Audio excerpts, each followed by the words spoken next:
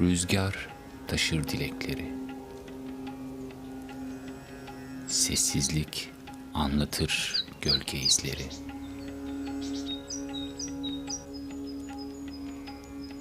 Dünya akar, yaprak düşer yavaşça.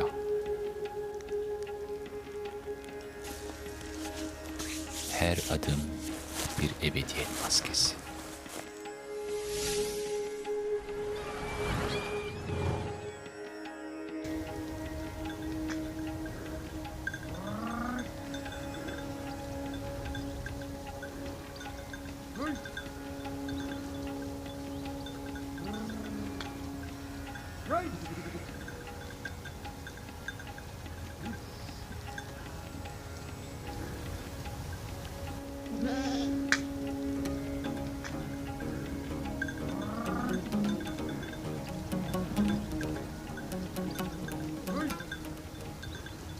Şuraya arabayı bıraktım. Hemen arabayı bıraktığım yerde de böyle göletçikler oluşmuş. Dağlardan gelen sular birikmiş. Çok hoş görüntüler oluşturmuş burada. Kurbağalar atladı. Hemen de yaşam başlar böyle. Suyun olduğu yerde hayat. Bakın. Nilüfer çiçekleri gibi bir takım bitkiler suyun içinden çıkmış ve çiçek açmışlar orada.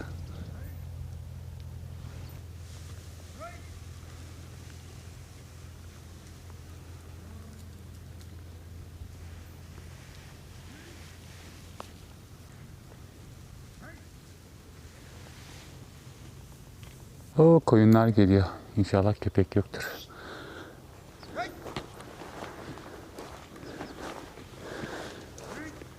Buralardan geçmek de tehlikeli. Bakın burası su.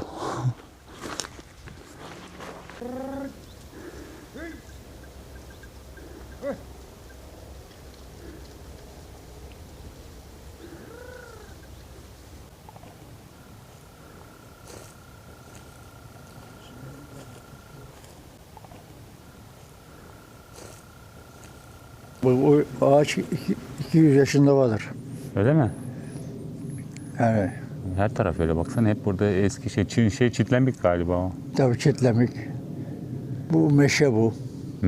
Çamlar var. Çamlar var.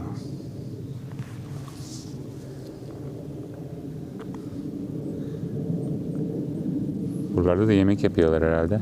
Burada yemek. Hayır yemekleri. Hayır yemek. Orada Evet. kurbanlık, adak bir şeyler.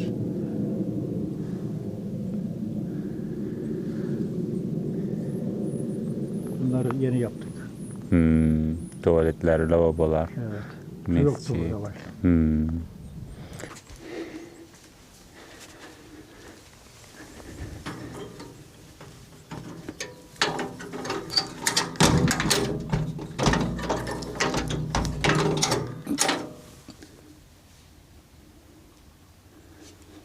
Sağ ayakla girelim. Kapı küçücük. Buradan giriyoruz.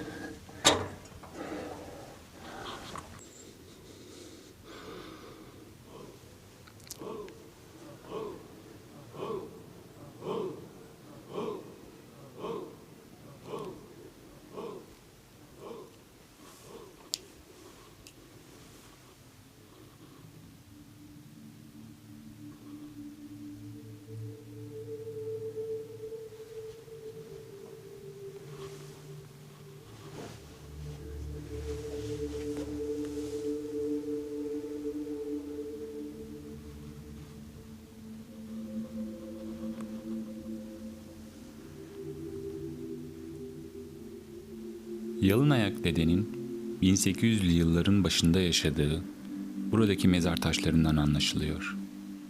Rivayetlere göre o, dönemin tanınmış bir İslam alimiydi. Pehlivandı, güreşi severdi.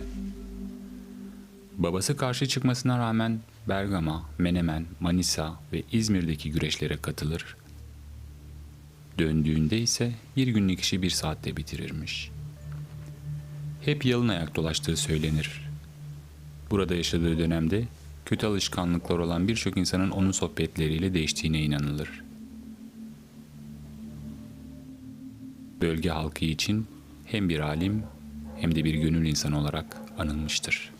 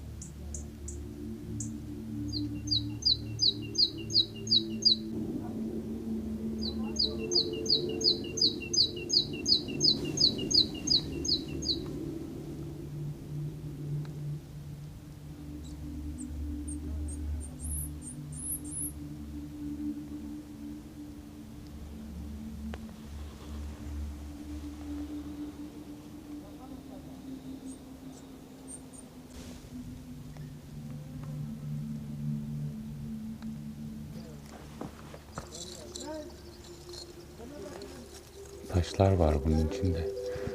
Bunlar hepsi bir dileğe işaret ediyor. Bakın burada da. Bunlar da herhalde 3,5 katlı bir triplex villa istemiş olsa gerek. Ev istemiş, apartman istemiş, arsa istemiş. Özellikle bunlar yani taşları üst üste koymuşlar. Bunlar dileklerin sembolleşmiş halleri.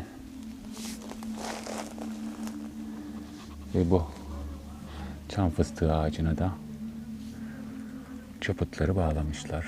Yazmaları, örtüleri, renkli kumaşları bağlamışlar. Ev isteyenlere, evlenmek isteyenlere, bebeği olmayanlara. İnsanlar şifa niyetine buraya geliyor. Bunları yapıyorlar, bağlıyorlar ve dilek tutuyorlar.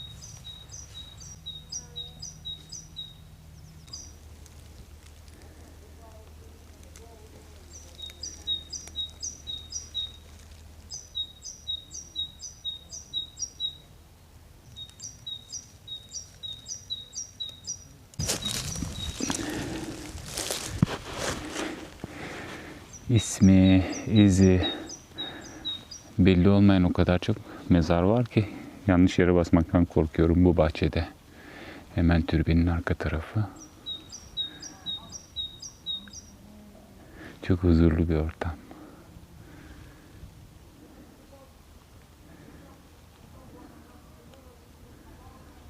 Her yer anemona dolmuş. Lalelerle. Lale bahçesi gibi. Bektaşi kültürünün yansımalarını gördük. Türbenin içinde dışında. Bu Anadolu kültüründe var yani böyle çaput bağlama, bez bağlama, dilekler için. Onu sembolize etmek, dileğini sembolize etmek. Hani orada ev için bir takım şekiller yapmışlar taşlardan. Mum yakmak.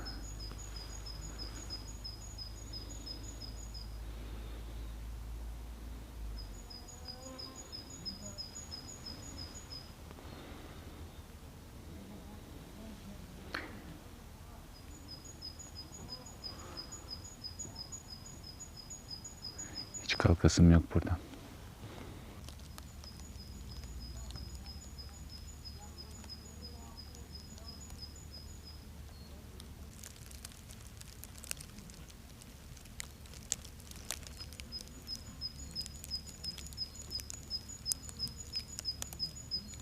Ölüm, yaşam bir arada burada. Türbenin ve mezarlığın çevresinde tiny house'lar kurulmuş. Birçok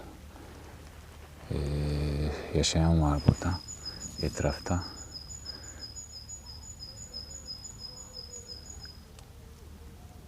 Çiftlikler var. Evet, yaşamla ölüm bir arada. İsimsiz taşlar. Unutulmuş gitmiş kim oldukları.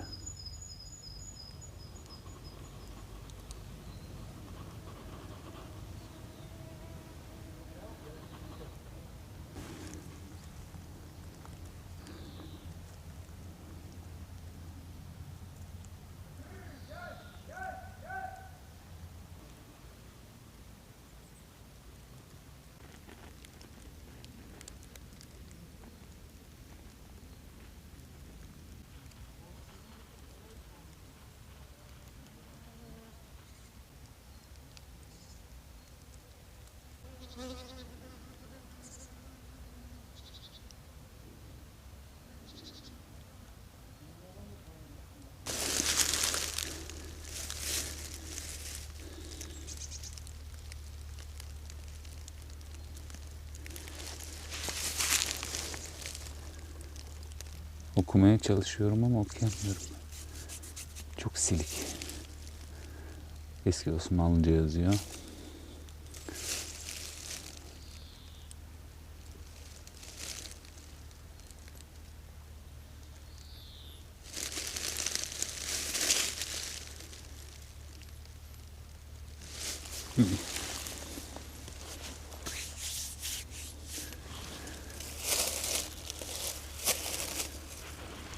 Her yerde bir taş.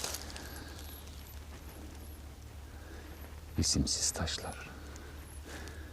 Bir tek bu Osmanlıca. Şurada bir iki yeni Latin alfabesiyle mezar taşı gördüm. Onun dışında hiçbir şey okunmuyor. Bir de bu.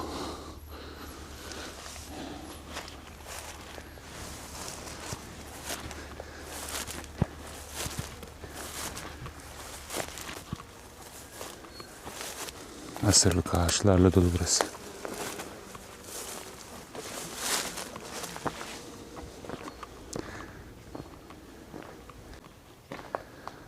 Burayı böyle donanımlamışlar. Orada lavabolar var. Tuvaletler. Ve burada bir mescit yapmışlar. Mescidin ilginçliğini göstereceğim size. Bakın küçük bir mescit yapmışlar buraya. Hemen ilk gördüğümde fark etmiştim. Kurtarma botları olur ya. Hani bir gemi batacak olur, büyük bir gemi. Hemen içine girerler. Denize fırlatırlar şeyi. Bu botu. Üstü kapalıdır. Bu suyun üst kısmı. O botun üst kısmından çatısını yapmışlar. Çok ilginç. Minik minaresiyle. Bu çatı kısmı falan gayet ilginç. İçeri giremiyoruz yalnız. Anahtarını bozmuşlar. O yüzden girilemiyor. Zaten içeride bir şey yok. Minicik bir mescit. Gördüğünüz gibi.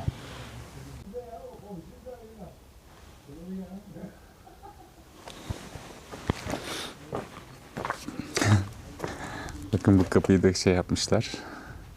Bu da o feribotun bir parçası. Minareye çıkmak için o yerin girişin kapısını koymuşlar oraya. Ne kadar yaratıcı bir şey. İlham Uğurlu Mescidi.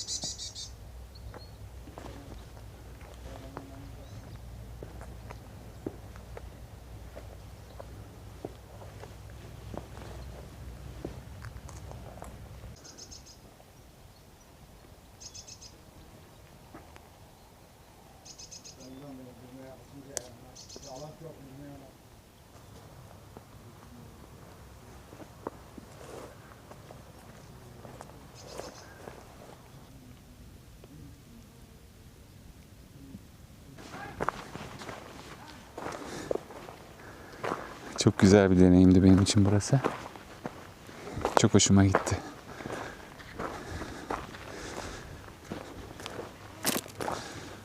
Yalnız buralara şey de yapmışlar. Kaldırım taşları da döşemişler ya böyle. Evimi yani dikili yollarından düzgün. O güzel buralara. Ama şunu unutmayın, buraya gelinceye kadar 1-2 kilometrelik bir yol var. 1,5 kilometrelik. Orası toz yol. Yağmurlu, çamurlu havalarda biraz zor olabilir araçta gelmek. Böyle biraz kuru havalarda gelmeye dikkat etmek lazım. Ve böyle çitlerle çevrilmiş her yer. Buralarda tiny house'lar koymuşlar hep. Böyle bir yeri keşfetmek, böyle bir yeri görmek gerçekten böyle içimi huzurla doldurdu. Çok hoşuma gitti. Hem doğanın ortasında olması, hem huzurlu bir mekan olması zaten başlı başına benim için gelmeye değer bir yer yani.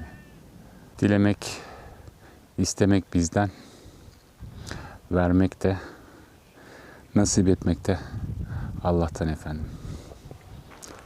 Kalın sağlıcakla.